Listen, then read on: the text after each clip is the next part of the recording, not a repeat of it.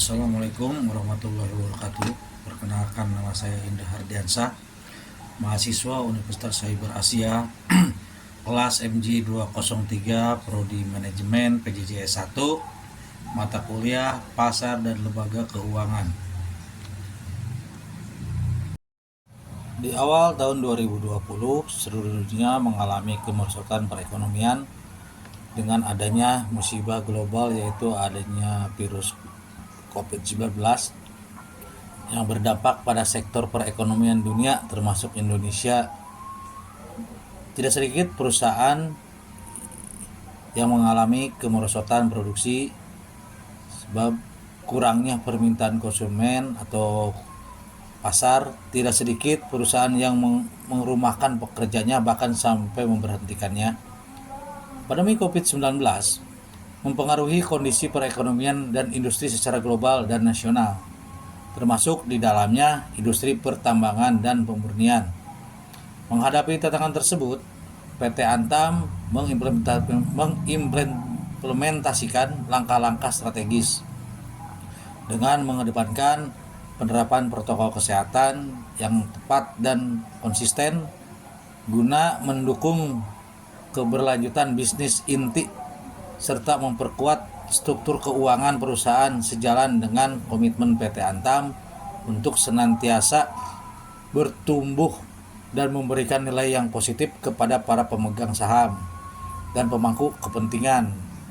Dan pada akhir 2020, PT Antam masih bisa bertahan dengan hasil keuntungan yang masih maksimal atau masih memuaskan di akhir tahun 2020. Seiring berjalannya waktu dan tahun, pandemi COVID-19 yang semakin meningkat di tahun 2021, pemerintah dengan penuh pertimbangan mengeluarkan kebijakan untuk pembatasan sosialisasi berskala besar dengan menguranginya interaksi di luar rumah dan membatasi jam kerja kantor dan jumlah pekerja yang aktif hanya 25%. Otomatis PT Antam mengalami dampak yang signifikan dan mengalami kemerosotan produksi dan penjualan secara global sebab adanya pembatasan pergerakan. Itu berlaku bukan di Indonesia saja, tetapi di seluruh dunia. Wabah COVID-19 ini sangat berdampak bagi semua sektor perekonomian di seluruh dunia, termasuk Indonesia. Dengan demikian, laporan keuangan PT Antam di akhir tahun 2021 mengalami kemerosotan sekitar kurang lebih 30% dari target yang diinginkan, disebabkan kurangnya jumlah pekerja yang aktif untuk memproduksi bahan tambang karena adanya instruksi pemerintah untuk mengurangi jumlah pekerja yang aktif hanya 25% saja.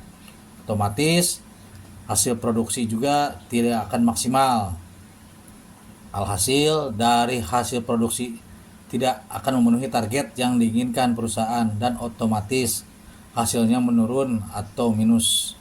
Tetapi ini semua dirasakan oleh semua sektor di seluruh dunia, termasuk PT Antam sendiri. Di tahun 2022, PT Antam melakukan terobosan-terobosan untuk mempertahankan keberlangsungan perusahaan dengan ikut peran aktif dengan pemerintah dengan cara memberikan perhatian penuh kepada pegawainya yang dirumahkan sementara guna keberlangsungan hidupnya dengan cara memberikan bantuan finansial dan sembako agar kesejahteraan para karyawan tetap terpenuhi meski tidak maksimal. Dengan cara ini PT Antam akan masih bisa bertahan berdiri walaupun dalam keadaan sulit untuk mendapatkan keuntungan, tetapi masih berdiri meski mengalami kerugian yang besar.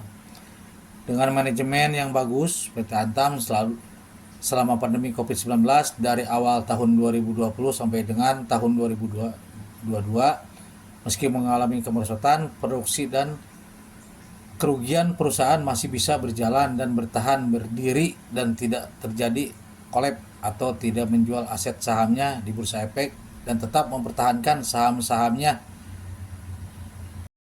Di sini kita ambil kesimpulan, yaitu di masa pandemi COVID-19 ini Banyak perusahaan yang mengalami kemerosotan produksi, bahkan ada yang sampai gulung tikar atau bangkrut karena kurangnya permintaan pasar untuk produk-produk, sebab minat beli masyarakat menurun drastis yang disebabkan banyaknya pengangguran, pengurangan tenaga kerja, minimnya lapangan kerja, berkurangnya penghasilan yang disebabkan wabah COVID-19 yang merajalela di seluruh dunia, yang mengharuskan semua aktivitas manusia dibatasi guna mengurangi penyebaran virus tersebut.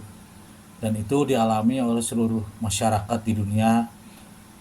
Hanya perusahaan yang besar saja yang bisa bertahan berdiri, itu pun dengan manajemen yang bagus dan mengendalikan keuangan perusahaan, salah satunya atau contohnya yaitu PT Antam yang bagus dalam mengendalikan keuangan dan kesejahteraan karyawannya.